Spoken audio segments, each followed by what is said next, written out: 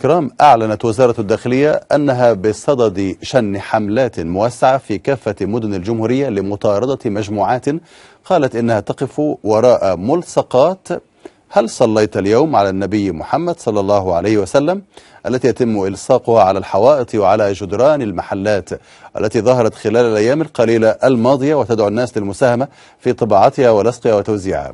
وبحسب تصريحات مساعد وزير الداخلية لشؤون الإعلام اللواء عبد الفتاح عثمان، قال إن القانون يجرم استخدام أو تعليق أي ملصقات أو علامات بالسيارة بدعوى أنها تعوق الرؤية. وأعد مساعد وزير الداخلية بالقضاء على هذه الملصقات في وقت قريب لأنها تشير إلى مقدمات تحمل في طياتها توجها طائفيا. ملصقات ليست الأولى من نوعها احتلت حيزا كبيرا على جدران وسيارات وأعمدة الإنارة في شوارع مصر. الملصقات التي أثارت جدلا واسعا من ورائها وما هي أهدافه ولماذا الصلاة على النبي بالذات، ولماذا حددت الملصقات الصلاة على النبي باليوم ولم تتركها مفتوحة الوقت. أسئلة رددها مساعد وزير الداخلية أثناء لقاء مع أحد الإعلاميين قبل أن يختتم مداخلته بأن هذه الملصقات ليست قانونية وأن الداخلية ستقضي عليها. وبالفعل تم التوجيه منذ بداية هذه الظاهرة باستمرار الحملة على هذه المتعلقات وهذه الملصقات، وإن شاء الله بإذن الله في وقت قريب سيتم القضاء عليها. الصلاة على النبي ولا إله إلا الله وأستغفر الله كتابات تتواجد عادة داخل أتوبيسات النقل العام والمحلات، ولكن وزارة الداخلية تراها فتنة أو على الأقل تؤدي إلى نشوب فتنة طائفية، مما يحتم على الوزارة إنهاء وجود هذه الملصقات واستخدام لفظ القضاء عليها.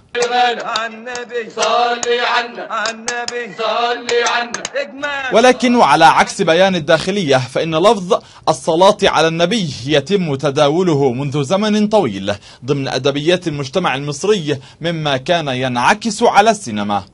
وزارة الداخلية وأجهزة الدولة الإعلامية تتهم الإخوان بأنهم وراء الملصق، آخرون يلصقونها بحزب النور والدعوة السلفية، وقول ثالث بأنهم مجرد مواطنين استهوتهم الفكرة، بينما الثابت أن في ذات الوقت الذي تقول فيه وزارة الداخلية إنها تواجه عمليات إرهابية بالجملة، تقوم الوزارة وبكل طاقتها بمحاولة القضاء على شيء آخر، وستبدأ برحلة البحث عن الملصق. يحدث كل هذا في بلد يقول مواطنوه موسى نبي وعيسى نبي ومحمد نبي، وكل من له نبي يصلي عليه.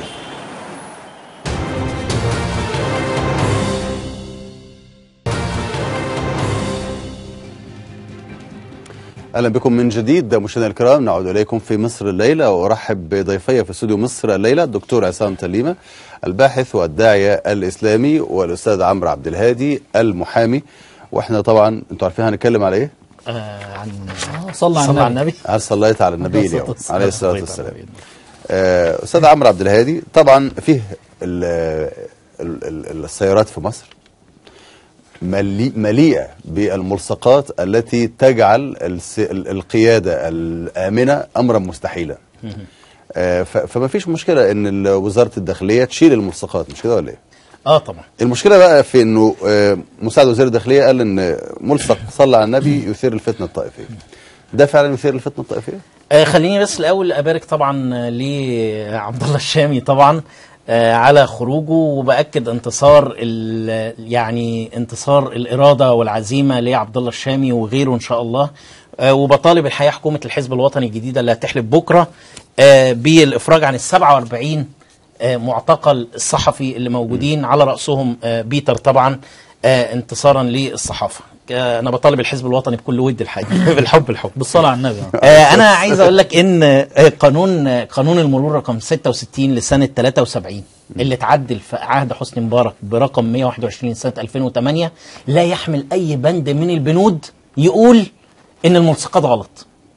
إنما إحنا بنتكلم عن الشكل الحضري. حتى التعديلات اللي صدرت في 2014 في عهد عبد الفتاح السيسي وعطية منصور ما ذكرش فيها اي حاجه اللي هي كانت مشروع. بس انا عايز اوريك حاجه، يعني انا عايز اقول لك حاجه. ده كده مثلا هل صليت على النبي اليوم؟ انا بقترح على الناس تشيل كلمه النبي وتحط الرسول، عشان لما الضابط ابو 50% يوقفك في الطريق قول له ده انا اقصد عبد الفتاح السيسي. فاهمني؟ ما هو مصنف رسول. انا شايف بعد سياسي الموضوع، اللي هو ايه؟ اللي هو نفس النظريه المباركيه، ان انا ارمي حجر في الميه عشان انت تبص على الطراطيش، اللي هو ببعدك. والا كان ممكن طلع قال لك مثلا ايه، جنب هذه اليافطه الممنوعه في هذا الرمز، هو رمز مسيحي على السيارات المصريه. ما قالش وده كمان ممنوع ليه؟ فاهمني؟ طيب ماشي، خلينا ده وده. ما طلعش النهارده كمان قال ايه؟ طب انا بحارب الرموز دي ليه؟ اللي هي الكلام ده ليه؟ بي اور نوت تو بي اند مش عارف ايه، الكلام اللي هو اي لاف يو، الكلام اللي هو بيتكتب على العربيات الحلوه دي من طنطا. ما قالش دول كمان ممنوعين ليه؟ فاهمني ازاي؟ طيب بلاش دي. طب ما قالش على وكلاء النيابه اللي تمصين اللوحه ومفيمين العربيه وحاطين النسر قد كده ليه؟ دي حاجات منين دي؟ جايبها منين؟ دي كلها موجوده على مواقع التواصل وعلى النت، موجوده على النت. حضراتكم خشوا على جوجل. لا بس يعني شرفنا ان دي حاجات حقيقيه في مصر يعني. ما هو رقم العربيه اهو، نزلني بكره اديني 24 ساعه انزل اجيب لك شهاده بيانات من المرور. اتفضل يعني. انت عايز تسلمني يعني المطار مفتوح. بس في يا استاذ حاجه، بص دي اعلام ماشي، دول الدنمارك وانجلترا والسويد، وده هنا مفيش في انجلترا اللي هو الصليب، وفي سويسرا، وفي كل دي عليها الصليب، بتعتز بيه هويتها المسيحيه. احنا ليه مش كده؟ احنا ليه بنحارب الدين؟ ليه عايز توصلها لكده؟ المستفيد بهذه الخطوه الطائفيه اللي حصلت والكلام الطائفي اللي طلع منه حاجتين: تمرير الحكومه، ثانيا جعل الاخوه المسيحيين يجروا في حضن العسكر اكتر.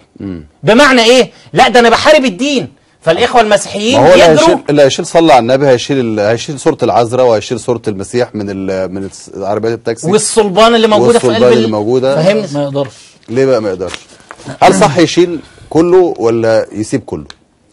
لا ولا يشيل المسيحي بس ويخلي الاسلامي، ولا يشيل الاسلامي بس ويخلي المسيحي؟ لا اصل هو يعني هو عذره انه ايه؟ انه ده شيء طائفي. يعني هل صليت على النبي صلى الله عليه وسلم؟ ما انا طائفي ازاي اذا اصلا دين الدوله الرسمي الاسلام؟ زمان ده سؤال. مكرم عبيد الله يرحمه ده سؤال يعني. ما انا اقول لك مكرم عبيد كان مره بيترافع في قضيه عن مسلم سب الدين لمسيحي. فوقف قدام القاضي وكان وكيل المسلم، فقال له: سيادة القاضي، إن موكلي لم يسب دينا، لأن دين الدولة الرسمي الإسلام. فالقاضي كان يعني لئيم شوية، قال له: هل تؤمن بذلك؟ قال له: موكلي يؤمن به. يعني لهذا كان في هذا التفاهم، يعني هذا يعني كان سقف الطائفية اللي موجود اللي عالي ده غير صحيح. لا يعني شو في كمية إجراءات تتم الآن المفروض يصير فيها حزب النور. ده انت ياسر برهامي بيقول احنا ايدنا السيسي والانقلاب والكلام ده لعله ان في منتقبه وقفت شاورت ال4 تاكسيات ما وقفوش، فعشان كده ان معناها صوره الاسلام طب النهارده بيتشال هل صليت على النبي وما فيها يعني مساله. ما هو برهامي قال يعني ما اعرفش قال ولا ما قالش، بس نسب اليه ان هو قال ان شيفروليه حرام عشان عليها صليب.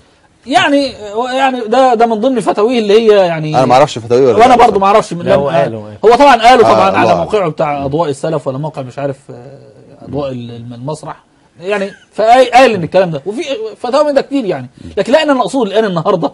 طب شرعا بقى، شرعا هل يحق للدوله ان تزيل هذه اللافتات ذات الرموز الدينيه، كل الرموز الدينيه؟ ما فيش في الاسلام حاجه اسمها رمز ديني. في ده يعني زي الحجاب. يعني ما هو الدوله هتقول لك ما تقول لك ما دينك خليه في قلبك، انت ليه مش قايل لي يافطه وماشي انا مسلم انا مسلم خلاص. انا مسلم؟ امنع المآذن بقى بالمره. ما المآذن برضه ده رمز. معناها تمنع الصلبان قبلها، ما هو ده رمز. امنع بعد كده العمائم، قلع شيخ الازهر العمه، ما هو ده رمز. العلماء كمان. لا انا ما يقلعنيش، انا اقلع اللي خلفه، انا ما يقلعنيش، انا لعنه التعيين لا يجرؤ يعني. انا بتكلم في اني انت بتقول صلى الله عليه الصلاه والسلام. لا انا اقصد النهارده انت بتقول ده رمز. ما السلف كانوا يقولون واعظان صامتان، المئذنه والعمامه. فانت النهارده يعني اذا انت كاتب، وعلى فكره شوف تخيل القانون اللي عامله عادل منصور قبل ما يتشال، قانون بتاع الازهر، وان اي استهانه بالزي الازهري او ازدراءه او كذا عقوبه. يعني المفروض النهارده وزير الداخليه يتعاقب بالعقوبه بتاعه القانون ده، بس هو مش واخدين بالهم، هم بيقولوا حاجه وعكسها، ان يستهين بالزي الازهري. لا هو ما استهانش بالزي الازهري، لا بس استهانه او بيزدري. هو هنا رمز ديني، هو هنا يافطه مالت الشوارع. جميل. وحتى لو كان الهدف منها نبيل وهو الصلاه على النبي صلى الله عليه وسلم، فإنها يعني ملأت الشوارع وخالفت النسق الجميل المعماري الجميل في الشوارع المصرية. ده فكرني بنكتة حقيقية. جماعة عمال زي اللي كنتوا جايبينهم في التقرير ده كانوا شغالين في كنيسة. فأنت عارف المصريين هيلا هيلا صلي على النبي، فالأحاسيس دي إيه يا جدعان أنتوا في جامع أنتوا في كنيسة. فكتبوا على الحيطة صلي على النبي، فقالوا هيلا هيلا بص على الحيطة. يعني المصريين لن تعجز ان المصريين النهارده عملوها على صفحاتهم وفي الشوارع، بس مش ممكن هتشيل حب النبي صلى الله عليه وسلم من قلوب الناس عليه الصلاة والسلام. معنا أيضا عبر الهاتف من القاهرة اللواء مجدي الشاهد الخبير المروري والأمني. سيادة اللواء أهلا وسهلا بيك. حسب كلام الأستاذ عمرو عبد الهادي فإنه القانون لا يتحدث عن أي ملصقات، يعني قانون المرور ما فيهوش أي فقرة خاصة بالملصقات ولا فيه؟ طبعا أرد هذه المعلومات اللي بيدلي بيها السيد الضيف خاطئة تماما. تمام. قانون المرور اللي قال عليه 66 سنة 73 واللي اتعدل في 2008 في عهد الرئيس المتخلي عن حكمه، وفي عهد الرئيس المعزول، وفي عهد المشير الرئيس حاليا. القانون ساري منذ سنة 2008 من 1/8/2008. سيادته يراجع القانون عشان نحط النقط والحروف صح وما نديش بيانات غلط. المادة 74 من قانون المرور المعدل والساري حاليا والبند 10 بيقول عبد اللفظ المادة 74 عشان يراجع سيادته. لا قاريها قول بس. أي عقوبة أشد يعاقب بغرامة لا تقل عن 100 جنيه ولا تزيد على 500 جنيه كل من ارتكب. البند 10 إضافة ملصقات أو معلقات أو وضع أي كتابة أو رسم أو رموز أو أي بيانات على جسم المركبة أو أي جزء من أجزائها أو لوحتها المعدنية، وفي جميع الأحوال تضاعف العقوبة لما يرتكب الفاعل خلال 6 أشهر من تاريخ الحكم النهائي بالإدانة. إذا هناك قانون، وكان في عهد الرئيس دكتور مرسي سابقا كان موجود القانون وساري حتى اليوم، ولم يتم تغييره في عهد الإخوان، لكن لم يتم تطبيقه. يعني هذا القانون يعني تاني بقى يطبق في كل الأحوال. احنا سيادتك بحط لك لأن الأول اتقال إنه مفيش قانون، أنا برد على سيادتك. أما إنك تقول لي ما تمش تطبيقه ده موضوع أنت ما شفتوش تم ولا ما تمش. التطبيق يتم بصفة دائمة. دي نمرة 1. نمرة 2 لا يعني مصر مليانة ملصقات يا سيادة اللواء، يعني ازاي تم تطبيقه؟ مطبق قانون مرور بصفة مستديمة، مطبق حتى اليوم. هو ما تمش تعديله عشان ما يطبقش. القانون مطبق لأنه ساري من 1/8/2008 حتى اليوم ساري. طيب هل هذا القانون يسري على كل الملصقات حتى التي تعتبر من جانب قائد السيارة تعبيرا عن اعتزازه بدينه أيضا؟ ده يسري عليه هذا الكلام؟ أنا أرد على سيادتك. أي ملصقات القانون ما بيحددش. أي ملصقات معلقات فورا تزال ويتم تغريم المخالف. دي نمرة 1. وأشرت إلى المادة 74 والبند 10 وأنه كان مطبق مش وليد اليوم. طب ليه بقى مساعد وزير الداخلية؟ ليه مساعد وزير الداخلية ساب كل الملصقات اللي موجودة في مصر من عند النسر لرموز الهيئات القضائية للصلبان وصور السيدة العذراء وصور السيد المسيح التي يعلقها إخواننا المسيحيين، وتحدث فقط عن هذه اليافطة اللي هي هل صليت على النبي اليوم؟ كويس انك طرحت علي هذا السؤال علشان ابين انه قول حق اريد به باطلا. ليه؟ حق من مين؟ قول حق من مين ومن اراد به الباطل؟ اديني الفرصه ارد. ما انا عايز اعرف بس حق، يعني مين اللي قال حق اريد به باطل؟ انا اللي قلت حق اريد به باطل ولا مساعد الوزير؟ هقول لسيادتك ليه؟ اللي هو ليه؟ هقول لسيادتك ارجع لكل الملصقات هتجدها بونت واحد وبمقاس واحد وبشكل واحد، وكتب منها صلى على النبي بالنسبه للمسلمين وتمجيد للمسيح بالنسبه للمسيحيين، وتم تقطيع بعض اوراق وملصقات بالنسبه للمسيحيين اللي حاططهم واحد واللي طابعهم واحد بيقطع الملصقات للمسيحيين في محاوله منه انه يثير فتنه ما بين المسيحيين عشان يقطعوا زي ما تقطع لهم. وبالتالي هو قول حق لان انا بصلي على النبي كل وقت، مش انت اللي جاي تذكرني النهارده وجاي تذكرني ليه النهارده. وبعدين استفتي قلبك الايمان بالقلب وليس بالقول، وده موجود في الشريعه عندنا. وبالتالي انت سيادتك عايز توصل لتغيير منهج فكري، انك تعمل ملصقات مسيحيه. دي مش شغله وزاره، مش شغله المرور يا سياده اللواء. تغيير المنهج الفكري ده مش شغل المرور ولا شغل وزاره الداخليه. ما انا بقول لسيادتك اهو، انت عايز تزرع فتنه طائفيه، عايز تقطع. انا مش عايز اعمل اي حاجه انا بتكلم على اللي بيدعو لذلك، وبالتالي القانون موجود فيه، ما اتغيرش في عهد مرسي، وكان حضرتك لحد دلوقتي طيب الماده 74 فقره تمام. انا هاخد كلام حضرتك على انه صح 100%، بس حضرتك لحد دلوقتي ما جاوبتنيش. ليه مساعد وزير الداخليه اللي مصر مليئه بالملصقات، السيارات عليها رمز النسر بتاع الشرطه او بتاع الجيش، وعليها رموز الهيئات القضائيه، ده حتى اللي عنده شركه بيحط رمز الشركه بتاعته، التامين حتى بيتحط من الملصقات اللي بيتحط العربيه ملصقات التامين، كذلك المصحف موجود، الايات اسمح لي بس، الايات القرانيه، ايات من الانجيل، صور السيد المسيح والسيده العذراء، كل ده موجود في السيارات في مصر. ليه مساعد الوزير ما طلعش يتكلم غير على هذا الملصق اللي هو هل صليت على النبي اليوم، وقال ده اللي هنشيله بس؟ ما يطبق القانون، لو عايز يطبقه ما يطبقه على الضباط، ما يطبق القانون على الضباط. هرد على سيادتك. هناك اعلانات وليس ملصقات، والاعلانات بمقابل مادي يتم الترخيص فيها. الاعلان شيء والملصق شيء اخر، ويتم ازاله كل الملصقات سواء تخص المسيحيين او الاسلاميين. وما يخلق من الفتنه الطائفيه يدخل في اختصاص وزاره الداخليه التي منوط بها وفقا للدستور في عهد السابق والعهد الحالي عدم الاخلال بالامن العام او النظام العام. اي فتنه طائفيه لن يسمح بوجود فتن طائفيه، لانها المرحله الاخيره للجماعات في محاوله يائسه لخلع اخر مصر واحداث فتنه طائفيه. الشعب المصري لن يسمح بوجود فتن، وانه قول حق اريد به باطل. اشكرك شكرا جزيلا اللواء مجدي الشاهد الخبير المروري والامن. يعود الى ضيوفي في استوديو مصر الليله. انا الحقيقه عايز اقول استاذ عمرو عبد الهادي، انا عايز اقول يا استاذنا، بس لو الكاميرا تخش عليا كده، ادي قانون المرور الماده 74.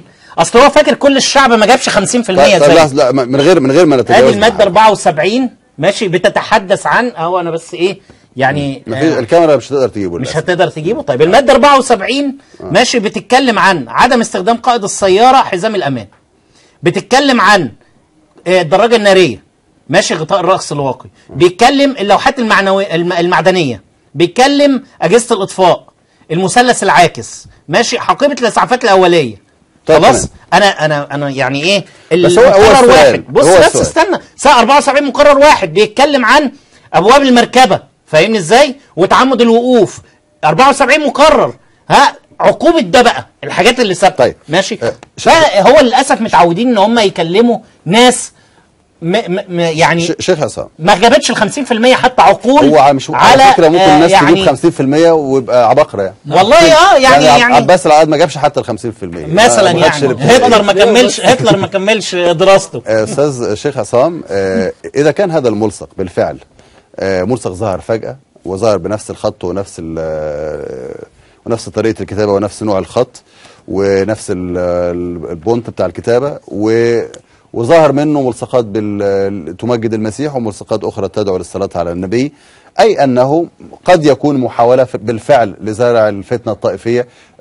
ماذا تتوقع من وزارة الداخلية أن تفعل سواء أن تزيل هذا الملصق؟ يعني الفتنة الطائفية هتيجي من الصلاة على النبي، من المسلم صلى الله عليه وسلم، ومن لا، من اللي هو يروح بقى يقطع الملصق ده فيثير حفيظة المسلمين، ويقطع الملصق الثاني بتاع المسيحيين فيثير فيثير حفيظة المسيحيين. جميل. يعني دي النقطة الحقيقة المهمة اللي قالها اللي هو مجدي الشاهد. لا، هو في نقطة اصل بيقول هم اللي عملوا الكلام ده، لا، اللي امر بالكلام ده ودي الاسلاميين يعني عمل مصر ديانتين، اسلاميين مش مسلمين واقباط. هو اكيد يقصد المسلمين، يعني المسلمين نحسبه يقصد المسلمين. الذي امر بالصلاة على النبي لا الاسلاميين ولا اخوان ولا غيره، ده ربنا. ان الله وملائكته يصلون على النبي يا ايها الذين امنوا امر صلوا عليه وسلموا تسليما.